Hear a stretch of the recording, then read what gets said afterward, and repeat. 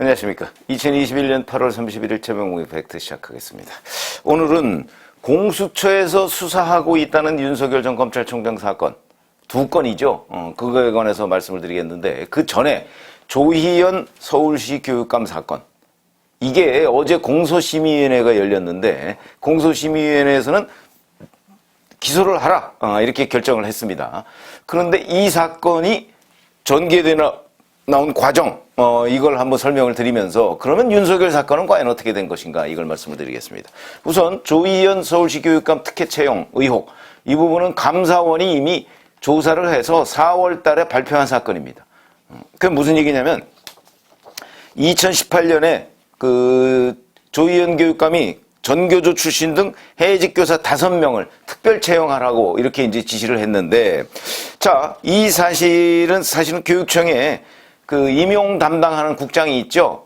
국장, 부교육감 뭐 이런 사람들이 이거는요 직권남용으로 나중에 수사받을 수 있는데요 라고 얘기하면서 반대하니까 그 사람들을 직무에서 배제하고 본인이 내가 다 책임지겠다 라고 얘기하게 하면서 단독으로 결재를 강행한 사건입니다. 그러니까 법률 위반인 거 뻔히 알면서 본인이 강행했다. 왜 강행했느냐? 그만큼 전교조 출신의 특혜 채용, 이걸 본인이 해야 할 무슨 강력한 뭐 의무감 같은 거 뭐 이런 게 무슨 부채의식 뭐 이런 게 있을 가능성이 매우 높다. 이렇게 보여지고요. 이에 대해서 당시 최재형 감사원장 시절입니다. 최재형 감사원장 주도로 감사를 해서 이거는 틀림없이 문제가 있다. 그리고 직권남용이다. 이렇게 얘기를 해서 경찰에 고발을 했고, 그래서 경찰이 이걸 공수처로 넘겨서 공수처에서 그 수사를 했는데 4월 달에 그랬으니까 지금 한 4개월 만에 이제 공소심의위원회 를 통과한 겁니다. 근데 공소심의위원회는 반드시 통과할 이유가 있는 것은 아니죠. 왜 그러냐? 이거는 사실은 수사심의위원회처럼 자문기구에 불과하고요. 원래 서울시 교육감에 대해서는 수사를 하더라도 기소권이 없습니다. 공수처에. 공수처의 기소권은 매우 제한적이거든요. 그러니까 뭐 검사, 판사, 검찰총장 뭐 이런 사람들에 대한 수사는 본인들이 해서 기소할 수가 있지만, 그리고 경찰도 경무관 이상 뭐 이런 사람들은 기소할 수 있지만 다른 사건의 경우에는 본인들이 수사만 하고 기소는 어차피 검찰로 넘겨야 됩니다. 그러니까 이것도 사실은 제대로 자기네들이 조사를 했으면 그냥 자기네들의 소신에 따라서 자, 이건 이렇게 기소하는 게 맞다 라고 얘기하면 검찰에 넘겨서 기소해 주십시오 라고 하면 끝나는 일인데, 그걸 지금 뭐 공소심의위원회 뭐 이걸 열고 어쩌고 저쩌고 이렇게 해서 겨우 이제 마무리 단계에 접어들었는데 4개월이 걸렸다. 이런 것이죠. 자, 이러다 보니까 그러면 윤석열 전 검찰총장 사건은 어떻게 되느냐. 왜냐하면 이게 현재 공수처가 떠안고 있는 가장 큰 숙제인 셈이거든요. 근데 잘 기억하시겠지만 이런 겁니다. 사법정의 바로세우기 시민행동이라고 하는 친여 시민단체가 있습니다.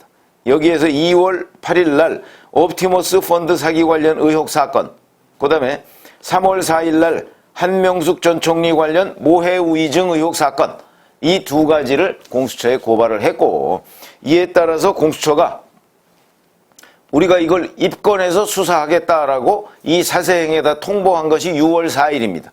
그러면 그로부터 지금 3개월 정도가 지났습니다. 그럼 그동안에 어떤 수사 진전이 있었느냐?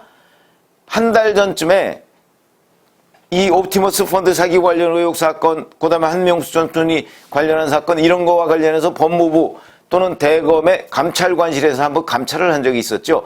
그 자료를 내달라고 하니까 그 자료를 못 넘겨준다 이렇게 되니까 결국 압수수색을 한 적이 있습니다. 그래서 자료를 확보한 것이죠. 근데 이 두 사건은 뭐 조금 다르긴 하지만, 예를 들어서 옵티머스 펀드 사기 관련 의혹 사건은 윤석열 당시 서울중앙지검장이 이 사건을 뭉갰다 내지는 봐줬다, 여기에 초점이 맞춰져 있는데 당시에 서울중앙지검 형사 7부에서 담당을 했거든요. 형사 7부장은 전결사건이다, 7부장 전결사건이라고 얘기를 했습니다. 그렇다면 중앙지검장까지 올라가지도 않았을 가능성이 높죠. 만약에 그 말이 맞다면 이 사건은 뭐 들여다보나 마나 윤석열 전 총장은 무혐의다, 이렇게 되는 거 아닌가요? 그리고 한명숙 전 총리 모해 위증 사건, 이거 잘 아시다시피 법무부와, 그러니까 추미애 전 법무부 장관 때부터 지금 박범계 현 법무부 장관 때까지 계속해서 감찰을 진행하던 사건이었습니다. 그래서 거기에서 밝혀진 거 있습니까? 전혀 없습니다. 그런데 뭘 가지고 공수처에서 지금까지 수사를 하고 있는지 좀 불투명한데, 우선 3개월 가까이 지났고, 그 다음에 7월 말에 그 관련한 자료를 대검과 법무부에서 공수처가 압수수색했다, 뭐 이런 건 이제 다 나왔고 그 자료를 확보했을 거 아니겠습니까? 근데 그로부터도 한 20-30일 정도가 지났는데 아직도 아무 얘기가 없다. 그런데 문제는 내일부터면 국민의힘 경선 버스가 출발하는 거 아닙니까? 그러면 이미 이렇게 출발하면 거기에 이제 어떤 문제가 생기냐면, 자, 공수처가 만약에 윤석열 전 청장 사건 입건을 했는데 이 수사를 계속해서 진행한다. 생각해 보세요. 조희연 서울시 교육감 사건 같은 간단한 사건도 4개월이 걸렸는데, 만약에 본격적으로 시작을 한다 그러면 최소 3개월 내지 4개월 정도가 걸립니다. 그럼 지금부터 9, 10, 11, 12 그러면 연내에 끝내기조차 어려운, 그러면 이거 뭐 대선하고 윤석열 전 총장이 만약에 국민의힘 대선 후보에서 탈락을 해서 자연인이 된다고 그러면 모르지만, 그렇지 않다면 국민의힘 대선 후보가 돼 있을 텐데, 그때는. 자, 그때 국민의힘 대선 후보를 이런 대선 후보 행보와 관련 없는 과거 검찰총장으로 있던, 검찰총장도 아니죠, 중앙지검장으로 있었던 그 당시 사건을 가지고 수사를 한다, 공수처에서. 그게 가능할 것으로 보이십니까? 불가능합니다.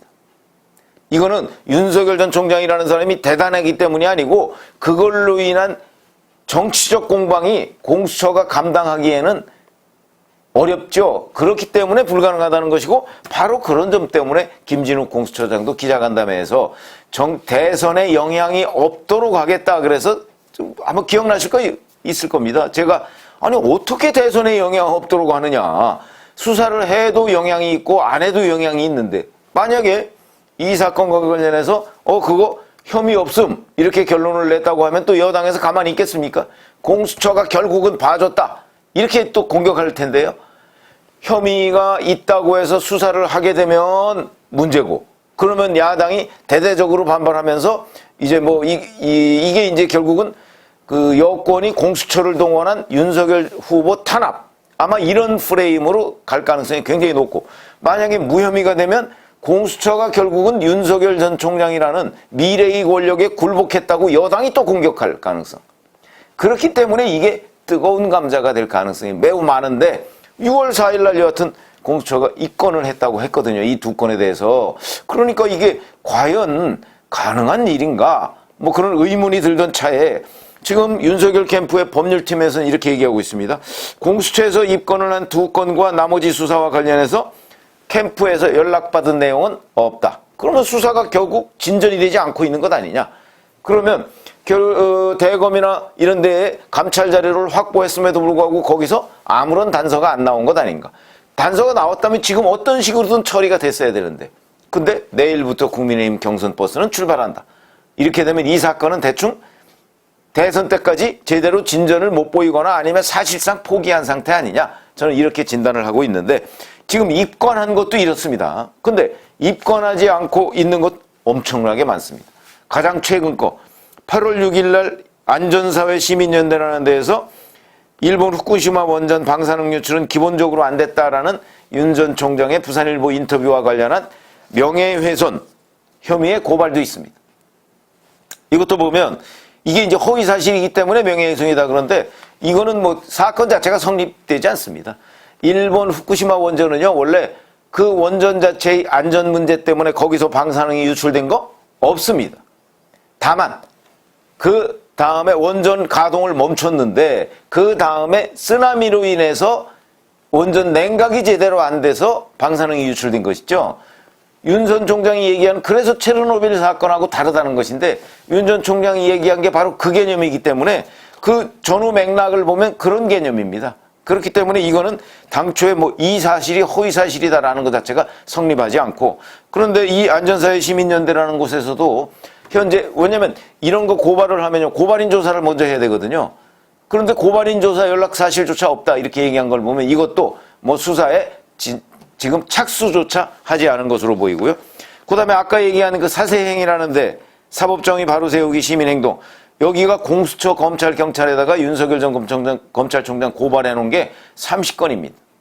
그중에 공수처에만 16건인데 아까 얘기한 2건 빼놓고서도 뭐 한동훈 검사 감찰 수사 방해, 조국 펀드 및 장모 일가 표적 별건 수사 지시, 뭐 지휘권 및 기소권 남용 뭐 등등 해서 16건인데 이 부분은 아직 입건했다는 얘기조차 없습니다. 그러니까 이 부분은 아마 대략 그냥 일단 뭉개고, 왜 그러냐면 어떻게 착수할 수가 없지 않습니까? 지금 공수처의 인력이나 이 중에 일부는 또 뭐 다시 검찰이나 경찰로 넘기는 경우도 있긴 하겠지만 그런 것이고요. 그렇게 따지면 결국 2건, 6월 4일 날 입건했다는 2건이 지금 구체적으로 수사가 진행 중인 것으로 알려져 있는데 그 이후에 어떤 일도 지금 제대로 공개된 것이 없다라고 본다면 이 수사는, 아니 조희연 서울시 교육감 사건처럼 감사원이 다 해놓고 공수처는 그냥 거의 확인만 해야 되는 사건도 여기저기 눈치 봐가면서 결국 이제서야 4개월 만에